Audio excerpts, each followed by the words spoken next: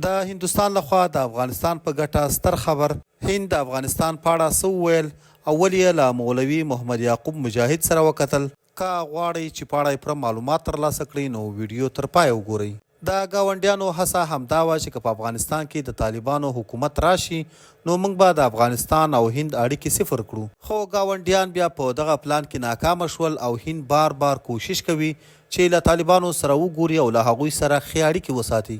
اوس تازه د طالبانو د بهرنیو چارو وزارت وایي چې د هندوستان ځانګړي استازي چې پی سینګ د افغانستان د بهرنیو چارو وزیر امیر خان متقي سره په خبرو کې ویلي دي چې ډیر ژر به د چابهار بندر په اړه د سیمې هیوادونو هندوستان او افغانستان ترمنځ خبرې وشي. د طالبانو د بهرنیو چارو وزارت مرستیال ویاند وایي چې د دغه ډلې د بهرنیو چارو وزیر امیر خان متقي د هند له ځانګړي استازي چی پی سینګ سره په کتنه کې او د خلکو د تګ راتګ په اړه خبرې کړې دي. د طالبانو د بهرنیو چارو وزارت وایي چې تمه لري د دواړو هیوادونو ترمنځ په اړیکو کې به پرمختګ راشي. حافظ احمد ضیا لیکلي چې د افغانستان د بهرنیو چارو وزیر امیر خان متقي د هند له ځانګړي استازي څخه د افغان سوداګرو لپاره د هند د ویزو د اسانتیا غوښتنه کړې ده.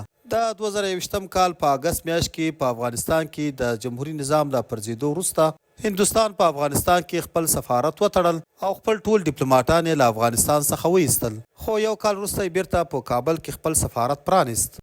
د طالبانو له خولې چې د هند استازی جی پی سینګ د هند او افغانستان ترمنځ د اړیکو د پراختیا لپاره مهم بللی او ټینګار یې کړی چې ډیر ژر به د چابهار بندر په اړه د سیمې هیوادونو هندوستان او افغانستان د تخنیکي استازو ترمنځ ناسته وشي.